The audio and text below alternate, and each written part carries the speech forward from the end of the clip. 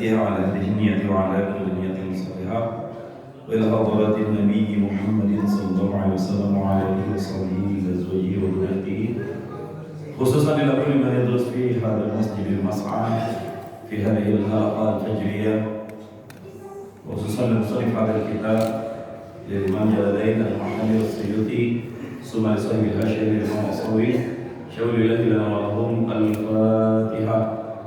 أعوذ بالله من الشيطان الرجيم. بسم الله الرحمن الرحيم.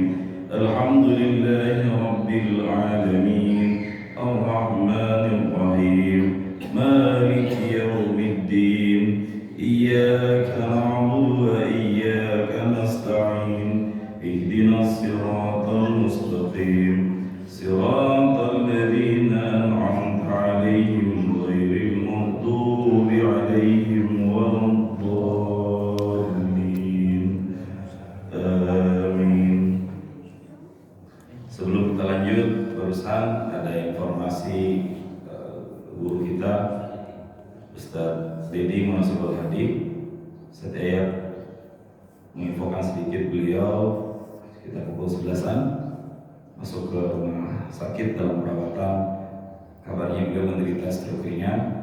Datang saja ya di totalnya. Kita doakan yang suratul Fatihah, mudah-mudahan Allah cepat sehatkan seperti sedia kala. Hari ini amal kulli salihah khususan syifa ustadina ustadina Musudati. Syaril al-Fatihah. A'udzu billahi minasy syaithanir rajim. Bismillahirrahmanirrahim. Alhamdulillahi rabbil alamin. Ar-Rahmanir Rahim. Maliki yaumiddin. Iyyaka na'budu wa iyyaka nasta'in. Ihdinas siratal mustaqim. Siratal ladzina an'amta 'alaihim ghairil maghdubi 'alaihim waladdallin. Amin ya Allah ya rabbal alamin. Bismillahirrahmanirrahim.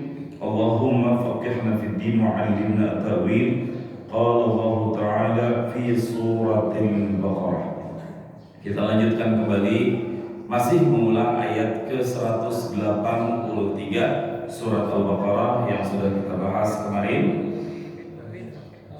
Ayatnya masih sama. A'udzu billahi minasyaitonir rajim. Ya ayyuhalladzina amanu. Kemarin kita baru ngebedah sedikit di situ. Wahai orang-orang yang beriman. Ya, di situ adalah huruf nida atau panggilan yang dalam bahasa Arab bisa digunakan untuk memanggil orang yang dekat dengan kita ataupun orang yang jauh dengan kita, semua dengan ya. Boleh ke orang yang lebih senior atau dari junior atau dari senior kepada junior maupun junior kepada senior, tetap menggunakan ya.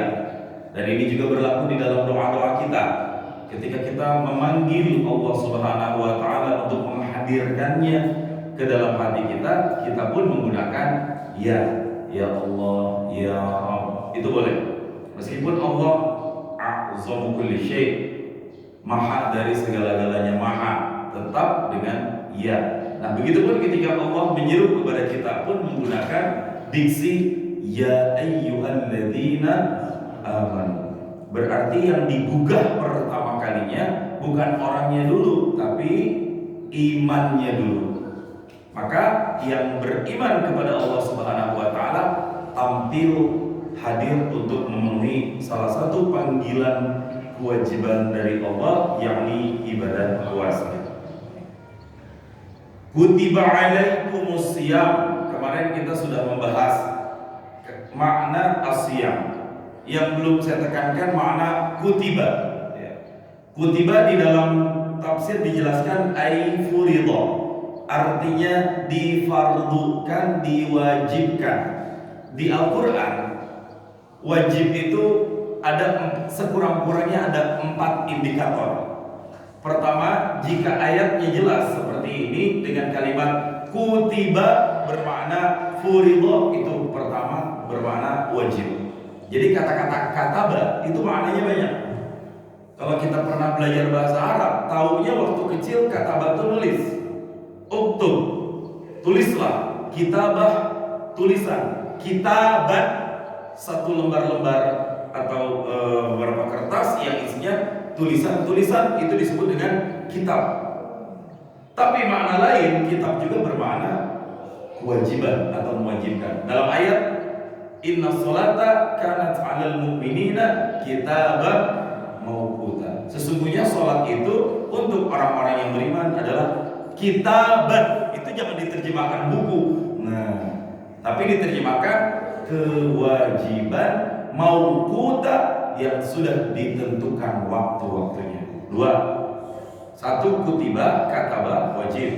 Yang kedua, furido, fardu. Nah, ini udah jelas, kita udah paham. Fardu juga bermakna wajib. Yang ketiga apa? Wajib itu sendiri. Wajaba yajibu wujuban. Artinya wajib. Dalam bahasa Indonesia sepadan dengan bahasa Arab. Jadi tiga kata itu udah jelas langsung perintah yang menunjukkan kepada makna wajib. Yang keempat, menggunakan kalimat perintah. Tidak disebutkan kata-kata wajibnya. Begitu ada perintah di dalam Al-Quran yang Nabi melakukan itu tidak pernah ditinggalkan, konsisten diulang-ulang, meskipun tidak dijelaskan bahwa itu adalah wajib, maka perintah tersebut keluar hukum turunannya, yakni wajib. Wa atuz zakat. Kalau sholat mau udah jelas ya, karena salat mu'minina kitaban mawquta. Ada ayatnya secara shar'i menjelaskan makna kewajibannya. Tapi zakat dalam Al-Quran, wa atuz zakat, dan tunaikanlah. Nah, pada kata-kata perintah tunaikanlah, disitulah keluar makna wajib. Meskipun Allah tidak mengatakan wajib zakat, tapi kan Allah perintah dirikanlah sholat, tunaikanlah zakat. Pada kata-kata tunaikanlah itu mengandung perintah yang bermakna wajib. Apakah ada perintah-perintah lain tapi maknanya nggak wajib? Ada juga. Padahal hal yang sifatnya mubah. Contohnya ada ayat kulu washrabu wala tusrifu misalnya. Kulu, makanlah. Itu kan perintah Allah. Apakah makan kemudian hukumnya menjadi wajib? Jawabannya tidak. Dasarnya adalah sunnah. Ya. Washrabu, minumlah. Apakah minum menjadi wajib? Tidak juga. Dasar hukumnya minum adalah sunnah. Nah, begitupun ketika ada larangan, di situ keluar hukum haram. Nah, wala tusrifu, janganlah engkau berlebih-lebihan, janganlah engkau berboros-borosan. Nah, di situ ada kata-kata janganlah. Dari kata-kata jangan inilah kemudian muncul hukum sekurang-kurangnya makruh. Sekurang-kurangnya makruh ataupun haram. Ilmu ini bisa kita pelajari kalau kita mengkaji satu disiplin ilmu yang bernama usulul fiqh, atau bahasa kitanya usul fikih, dasar-dasar ilmu fikih. Di situ kita bisa menemukan konsep kenapa ini jadi wajib, kenapa ini jadi haram, kenapa ini jadi mubah, kenapa ini jadi makruh, kenapa ini jadi sunnah. Nah, itu ranahnya adalah ilmu usul fikih. Makanya kalau kita belajar Al-Quran tapi usul fikih dasarnya kita belum pelajari, bingung mempelajari ayat-ayat, bingung nyari di mana kata-kata wajibnya. Gak ada. Puasa jelas kalau puasa mah, tapi pada hukum-hukum yang lain belum tentu Allah mewajibkan secara shar'i. Tapi karena ada larangan dan perintah, disitulah muncul wajib ataupun haram untuk dilakukan. Nah, di sini diksinya jelas, kutiba, diwajibkan, alaikum, ke atas kalian semua, untuk kalian semua. Apa yang diwajibkan? As-siyam, diwajibkan kepada kalian siyamun. Apa arti siyam? Berpuasa. Di sini siyam, Pak. Di dalam Al-Quran, Allah tuh menyebut sekurang-kurangnya itu 8 kali kata-kata bermakna siyam. Ada saum? Ada. Hanya satu ayat. Inni nadartu lirrahmani sauma. Bukan Ustaz Maryam, kalau nggak salah. Ustaz Maryam, Di surat Maryam ketika beliau dituduh melakukan perbuatan keji zina, lalu beliau memutuskan, "Gus, cicing wae ngomong. Inni nadartu, aku bernadar lirrahmani kepada Allah shauma, nahan." Maksudnya ngomong-ngomong. Ada anak masalahnya, bisa hamil sendiri. Kan secara hukum akal nggak masuk. Orang mah di mana-mana secara akli ya, orang melahirkan setelah ada yang namanya hubungan yang resmi, yang halal ya setelah ada pernikahan. Ini suami nggak ada, kok tiba-tiba bisa melahirkan seorang anak? Itu Siti Maryam. Banyak tuh yang niru-niru sekarang, Pak. Anaknya ada, bapaknya nggak tahu yang mana gitu, Pak. Akhirnya dituduh sama orang-orang pada saat itu. Dituduh apa? Wah, ini nih lakukan. Padahal beliau adalah wanita yang suci, al-batul. Disentuh pun walam yang sesuai, disentuh sama orang pun tidak. Kok bisa? Kok bisa punya anak? Jawabannya apa? Mau Allah, Pak. Ya kalau Allah udah mau, kita mau apa coba? Sekali lagi, kalau Allah udah menghendaki, kun fayakun, terjadi ya terjadi. Nah, karena viral berita beliau punya anak tapi gak ada suami, akhirnya beliau malu dan nggak ingin menjelaskan kepada orang karena bakal jadi perdebatan. Urusannya bakal panjang. Kalau salah, ngomong salah. Kalau enggak, ya udah. Cuma karena nggak punya kekuatan, nah disitulah maksudnya ujian iman. Karena melakukan yang benar, Pak. Sekali lagi, karena melakukan sesuatu yang benar, bukan melakukan kesalahan. Nyuruh anak minum air panas terus disiram pakai air panas sampai anaknya meninggal. Di mana itu ya? Berarti nonton TikTok semua. Ya. Kalau itu mah nggak usah sombong juga, udah pada curiga orang-orang. Jelas. Ya.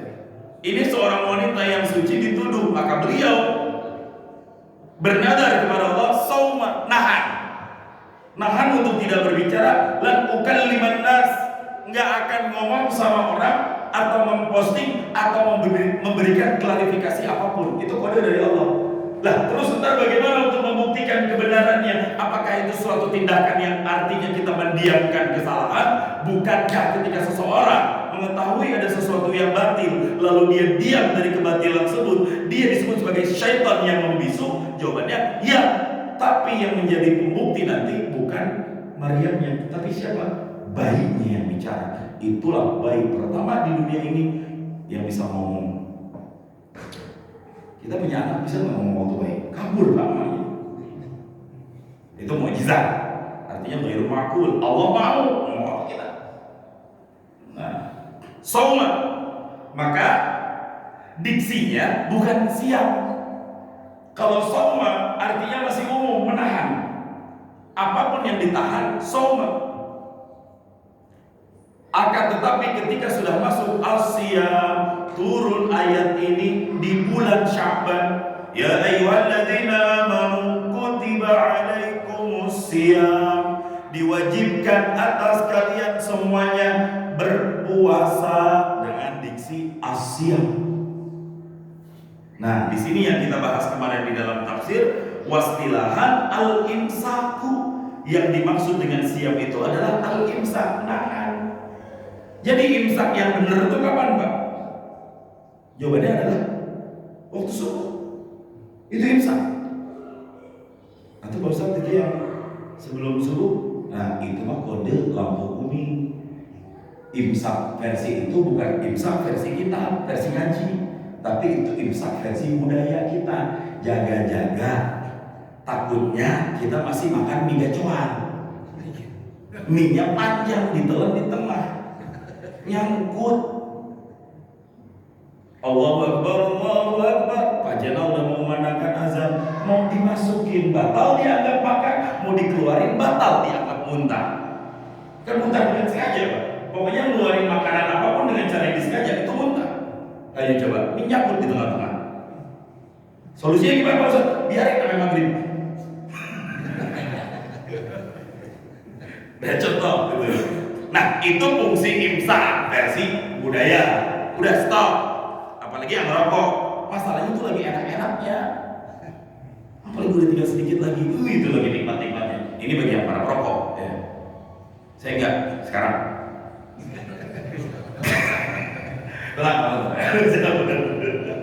Ya.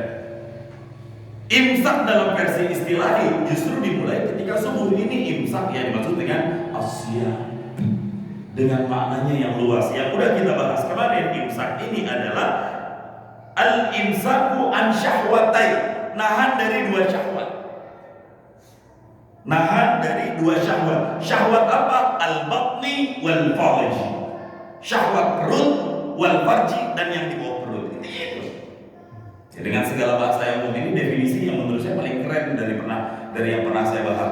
Menahan diri dari dua syahwat, farji dan perut. Itu yang ditahan di dalam puasa. Farji mungkin, untuk syahwat farji kita sudah terbiasa. Apalagi yang jarang dikasih jatah. Tapi yang jadi masalah syahwat perut, Pak. Kemarin sedikit saya singgung di kuliah subuh kemarin. Bulan puasa ini entah kenapa jadi bulan yang sebagian orang, mungkin ini udah dunia ya, menjadi orang yang seharusnya imsak syahwat batang perutnya dipakai. Tapi Ramadan ternyata jadi bulan yang paling efektif untuk menjadikan orang menjadi lebih konsumtif dari bulan-bulan sebelumnya. Logikanya apa? Jam makan kita berkurang. Logikanya. Tapi kenapa pengeluaran kita justru bertambah di bulan Ramadan? Ya kan makan dikit, takjilnya. Bapak cek di grup Murni deh. Itu Pak, dari jam 2 udah update atau topik, bingung saya mau beli apa ini Pak. Ya, lihat cek di grup Murni, udah ada masuk grup Murni, kan ada di kita ya, tempat niaga resmi warga kita yang pengen jualan UMKM dari rumah masing-masing dengan sistem COD atau delivery, kan di situ ya benar Pak, kecoa jadi korban itu. Jam 2 siang itu kan secara tidak langsung gue udah cilok, suruh lagi es buah, suruh lagi es pisang hijau, aduh ya Allah ya Rabbi. Nah, syahwat perut. Bahkan saya baca Pak, menurut keterangan dari Bank Indonesia, kenaikan paling signifikan untuk konsumsi rumah tangga, terutama yang terkait dengan pangan ya, yang terkait dengan pangan, itu justru meningkat, termasuk pakaian sih sebenarnya. Itu justru meningkat di bulan Ramadan. Di depan rumah sakit Minto Harjo, Bendungan Hilir, yang hari biasanya lengang, bulan puasa habis macet Pak. Siap-siap ketahan sejam dari jam 3. Kata siapa? Saya sendiri jadi korban. Kok jadi macet banget ini? Ternyata takjil Pak. Apa aja ada di situ, sampai bikin tagline war takjil, perang perebutan takjil. Saya nggak menyalahkan, sekali lagi saya nggak menyalahkan. Tapi ujian iman kita ke arah imsak ini tuh di mana? Sebelum puasa timbang berat badan, pas lebaran timbang lagi berat badan, naik apa? Berkurang. Nah itu dia. Logikanya seperti itu. Bahkan BPS, Badan Pusat Statistik, juga hampir setiap tahun tuh melaporkan di Ramadan ini inflasi tinggi banget, terutama pada komoditas makanan sifatnya daging. Telur aja kemarin saya beli masih 26, 25, sekarang udah berapa kilo? Itu kan inflasi sebenarnya. Ada yang berapa sekarang? 1 kilo. Telur ayam 40-an. Ya. 35. Dari 25 saya terakhir update, sekarang jadi 35.000. Itu kan inflasinya luar biasa. Kenapa inflasi tinggi? Permintaan meningkat. Belum cabai, belum daging, bawang. Saya nggak tahu dah. Nggak ngurusin juga sih masalah gituan. Bukan urusan kita. Tapi akhirnya apa? Saya jadi mikir gitu loh. Konsumerisme seseorang di bulan Ramadan itu justru jadi meningkat. Siang boleh menahan, tapi malam balas dendam. Meja makan yang biasanya di hari biasa kosong,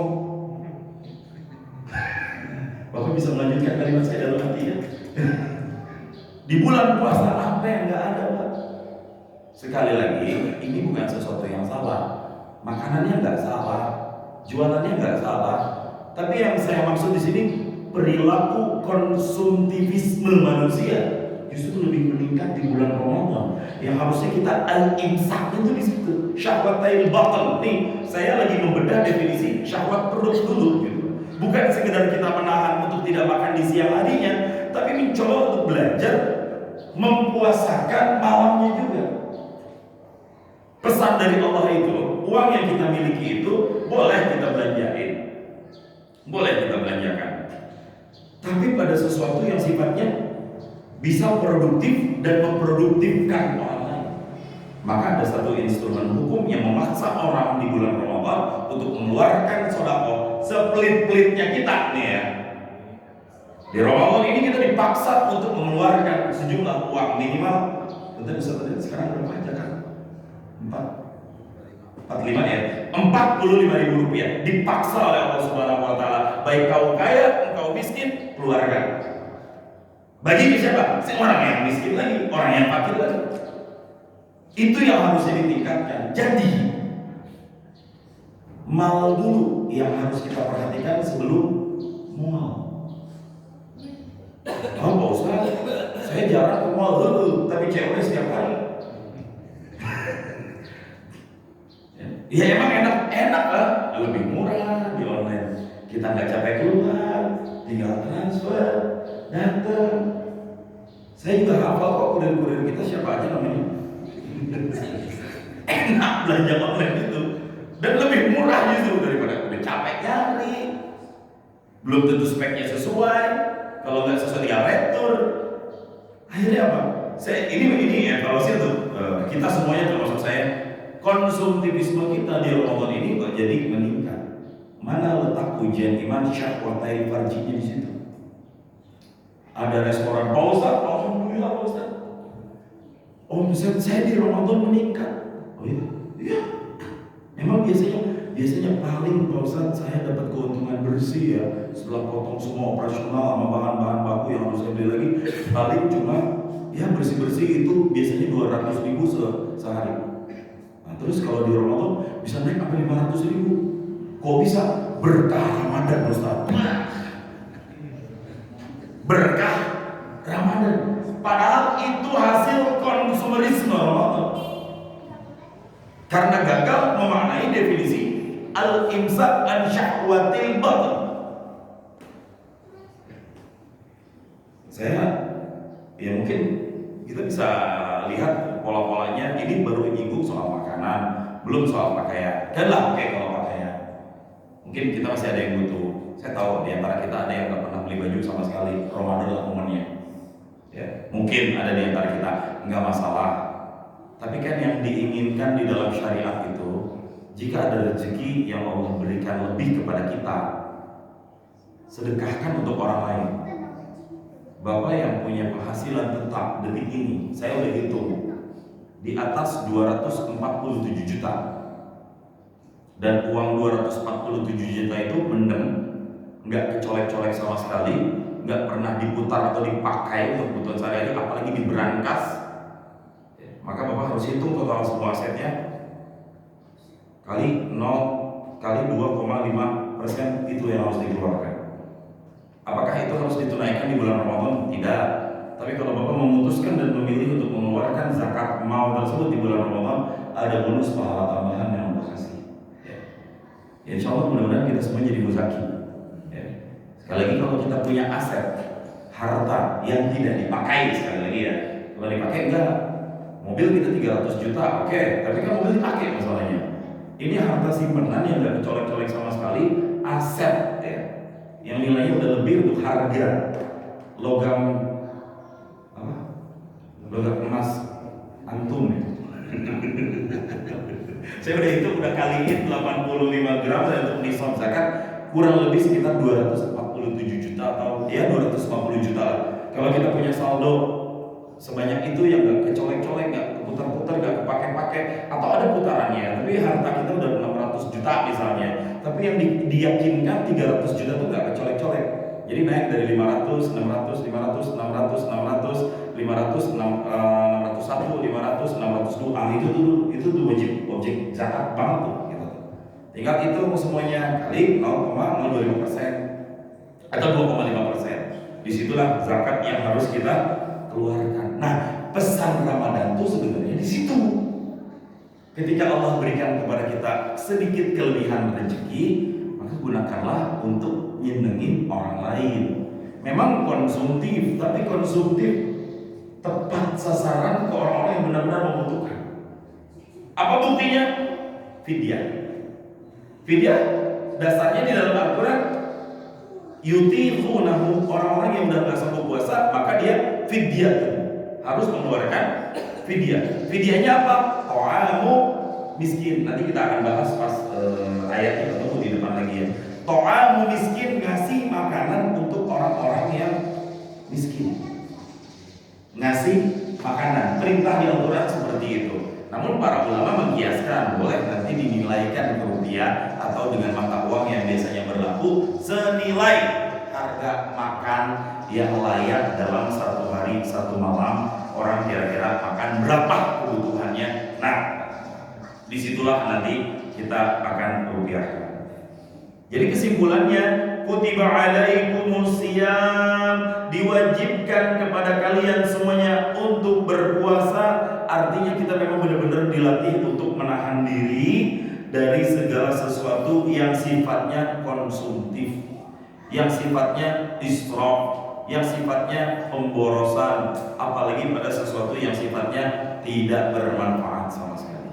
Ini bisa jadi evaluasi. Jadi nanti harusnya nih di bulan biasa pengeluaran kita untuk makan keluarga, anak, istri semua katakanlah 5 juta misalnya. Harusnya di Ramadan ini bisa ditekan minimal 50%-nya, jadi 2,5 juta. Tapi mustahil, faktanya jadi 8 juta. Itu loh maksudnya. Di situ letak konsumtivismenya kita di bulan Ramadan. Makanya Ramadan ini paling efektif Pak untuk ngebedah soal makanan. Coba cek salah satu stasiun TV swasta yang paling terkenal. Saya nggak sebut stasiun TV-nya apa. Dulu tuh TV setiap sebelum dan setelah berbuka puasa pasti kajian kultum, Prof. Quraisy atau siapa gitu ya. Tapi kemarin terakhir saya nonton TV, saya jarang ya, pas lagi ke rumah orang tua aja sambil nonton TV buat lihat waktu azan maghrib sambil kita makan, kita nonton reporter TV itu sambil makan Pak, bandeng presto yang kagak ada tulangnya, enak banget lagi. Ya pemirsa, ini memang sangat khas untuk makanan padannya dalam hati saya. Orangnya ceramah kayak nguatin iman kita ketika Ramadan. Ini jadi asik untuk survei makanan. Bukannya saya nggak setuju dengan hal seperti itu, tapi pesan ketakwaan nanti di ujung ayat la'allakum tattaqun itu di mana? Bukan la'allakum tata'amun, supaya kalian jadi pada doyan mana gitu maksudnya. Tapi pesannya la'allakum tattaqun, inti yang ingin Al-Quran capai begitu. Jadi bikin seluruh program, bikin seluruh konten, bikin seluruh tayangan atau aktivitas daily kita untuk gimana caranya menuju puasa yang pada esensi siamnya tercapai, sehingga golden akhirnya adalah target golden kita adalah target emasnya la'allakum tattaqun. Di situ kita nggak kaget dari dulu ketika masuk bulan puasa, iklan yang pertama muncul adalah sirup arca. Kopak jawabnya. Oke lah, Wadimor masuk sama Gajah Duduk di situ. Ya Allah ya Rabbi. Ya, ini paradoks yang harus kita nggak bisa menghilangkan secara umum. Tapi paling tidak kita bisa memulai dari diri kita sendiri. Bukan nggak boleh makan, sekali lagi bukan nggak boleh makan, boleh nikmatin dulu, washrobu, makan, sok minum silakan. Tapi yang saya maksud di sini jiwa konsumtivisme kita agak sedikit dikurangi di bulan Ramadan ini supaya memang benar-benar pesan ketakwaannya, ujian keimanannya, dan manfaatnya untuk diri kita juga benar-benar bisa dijaga. Puasa itu memang benar-benar sehat. Makanya orang-orang Barat juga sering mengkomen puasa meskipun mereka tidak dengan sistem puasa kita. tapi ada istilah namanya intermittent fasting. Ada yang pernah menjalankan itu? Siapa sih yang pernah? Intermittent fasting. Ada apa?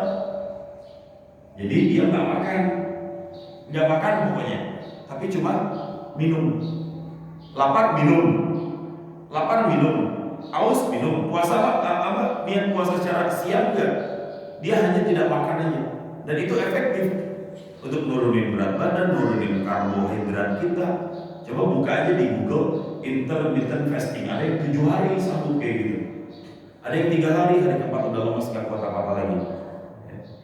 Itu intermittent fasting bagi beberapa orang itu berpengaruh, bahkan dijadiin salah satu teori kesehatan. Apa buktinya? Siapa yang pernah dioperasi di sini? Saya udah 3 kali ngerasain dioperasi. Sebelum dioperasi kita disuruh puasa dulu. Nah itu saum namanya, bukan siang namanya. Tapi setidaknya medis sudah mengakui bahwa puasa itu sangat efektif kalau kita memang benar-benar imsaknya terpakai. Tapi dalam definisi syariah di sini, yauman kamilan min tulu'il fajri ila ghurubish syamsi. Selama 1 hari penuh min tulu'il fajri, nih waktu imsak. Dari sejak terbit fajar ila ghurubish syamsi sampai dengan terbenam matahari biniyatit taqarrubi ilallahi azza wa jalla, dengan niat mendekatkan diri kepada Allah Subhanahu wa taala. Nah, ini pesan yang ingin disampaikan di dalam puasa kita agar apa?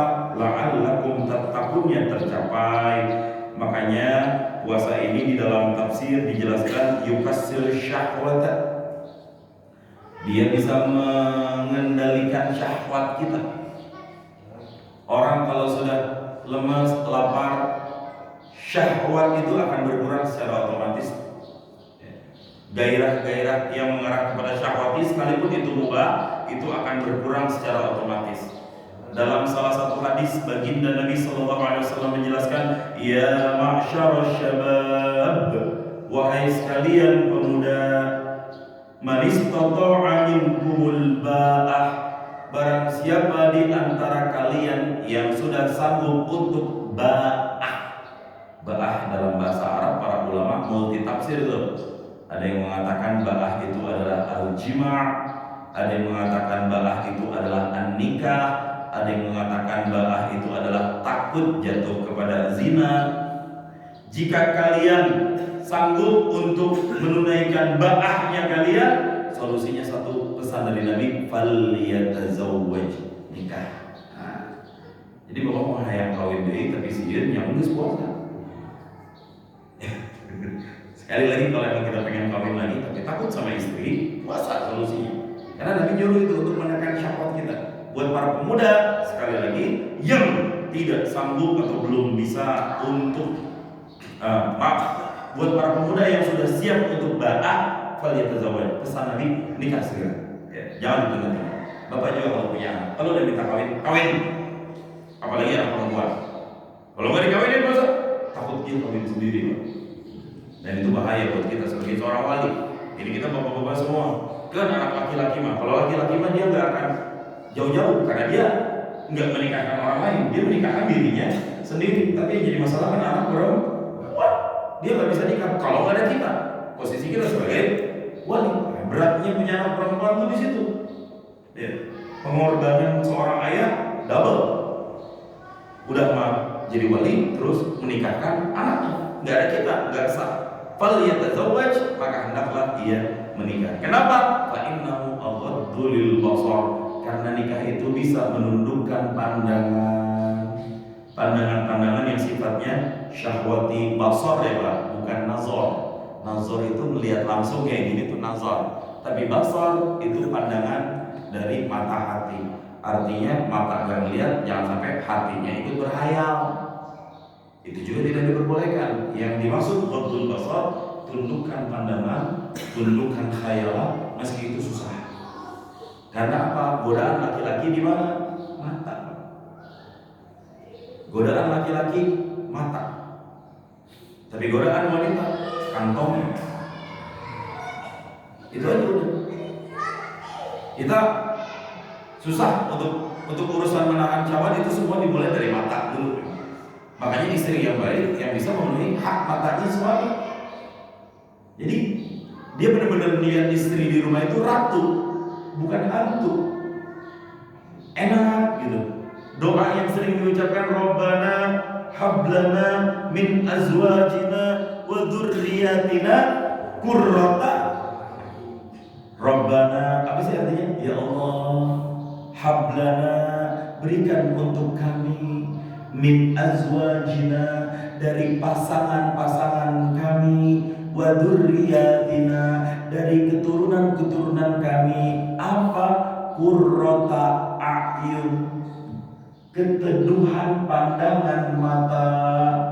Jadi ketika ngelihat istri itu kayaknya enak, ngelihat anak-anak pada balagur, pada soleh-soleh, adem, ngelihat rukun, enak. Istri bapak, istri. Dikat ya bagian ini, jangan diupdate, bahaya ntar kalau dilihat. Puasa lahir batin sampai Ramadan selesai. Jadi enak semuanya Pak. Qurrata a'yunnya itu dapat. Enggak larak, enggak lirik ke sesuatu yang lain. Qurrata a'yun. Wa ahfazu lil farji, dan itu juga ahfal, bisa menjadi benteng yang paling menjaga lil farji, untuk farji kita. Wa man lam yastati, itu kan pesannya nikah. Tapi kalau nggak sanggup, kata Nabi SAW, fa'alaihi bis-shaum. Nah di sini diksinya shaum nih. Kalau emang nggak bisa, ya udah pakai shaum. Shaum ini sebagai perantara, meskipun tidak sepenuhnya untuk la'allakum tattaqun, tapi paling tidak ini bisa jadi benteng untuk tidak terlalu membangkitkan gairah syahwat manusia yang normal pada umumnya. Fa'alaihi bis-shaum fa innahu lahu wijaun, karena puasa baginya bisa menjadi benteng dalam kehidupannya. Apa maksudnya wija, benteng? Qati'un li syahwatihi, bisa menjadi pemutus bagi syahwat orang-orang tersebut. Nah, ini pelajaran yang bisa dipetik dari ayat 183 ini. Semoga puasa kita memang benar-benar puasa yang bisa menjadi kontrol, baik di siang harinya ketika menahan maupun di malam harinya ketika berbuka. Begitu turun ayat ini, Nabi langsung sambut dengan hadis, wahai umat, as-siyamu junnatun, puasa itu junnah, benteng, perisai. Maka jika ada seseorang di antara kalian yang ngajak ribut, ausyabahu, atau mencaci, syatama, memaki, ngajak berantem, falyaqul inni shaimun marratain, maka ucapkanlah inni shaimun, aku lagi puasa, marratain, 2 kali. Jadi bulan kontrol emosinya berlaku ya Pak ya? Termasuk ketika sore hari lapar, konsentrasi berkendara menurun, jalanan macet, pada berhenti di pinggir jalan, sabar. Jangan perang klakson di situ. Emang paling enak. Buruan, gue pengen buka di rumah. Sabar.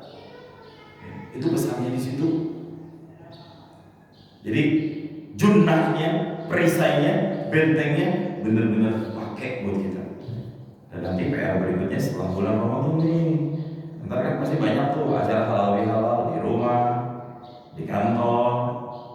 Gimana caranya meramadonisasi bulan-bulan setelah bulan Ramadan, supaya apa yang sudah kita tempa selama kurang lebih 28 atau 30 hari ini bisa dijalankan di bulan-bulan yang lainnya, insya Allah. Baik, ini yang bisa saya sampaikan. Berikutnya kita akan masuk ke ayat, insya Allah besok, sekarang. Kalau sekarang masuk kuping kanan, keluar tidur lagi kita juga Pak. Besok kita masuk ayyamam ma'dudat. Nah besok agak fikih dikit ya. Faman kana minkum maridan aw ala safarin fa'iddatum min ayyamin ukhra. So kita akan bahas puasa ini waktu-waktunya atau hari-harinya sudah ditentukan. Ya. hari-harinya sudah ditentukan. Kalau nggak sanggup bagaimana? Kalau dalam perjalanan seperti apa? Nah, ini kaidah fikih muncul di ayat ini. Termasuk untuk orang-orang yang ada alladzina yutiqunahu, untuk orang-orang yang tidak sanggup lagi berpuasa, apa dan seperti apa yang harus dilakukan. Insya Allah besok kita akan kaji lebih dalam. Punten sampai di sini. Kalau ada yang mau ditanyakan, monggo. Kalau enggak, saya jadiin PR. Kalau saya bisa jawab, saya jawab. Kalau enggak, saya jadiin PR. Ada yang ingin ditanyakan sebelum kita tutup dengan doa? Sidik, akhirnya ngangkat tangan.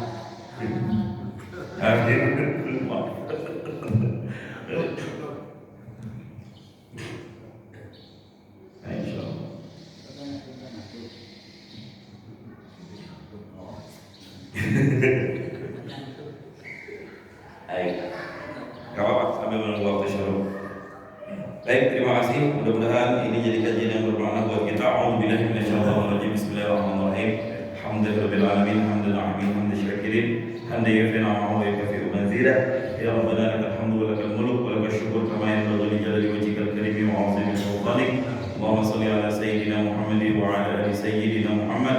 Allahumma ahsin akibatana fil umuri kulliha wa ajirna min khizyid dunya wa 'adzabil akhirah. Allahumma innaka 'afuwwun karim tuhibbul 'afwa fa'fu 'anna ya karim ya rahim ya arhamar rahimin. Allahumma habbib ilaina al-iman wa zayyinhu fi qulubina wa karih ilaina al-kufra wal fusuqa wal isyan waj'alna min ar-rasyidin.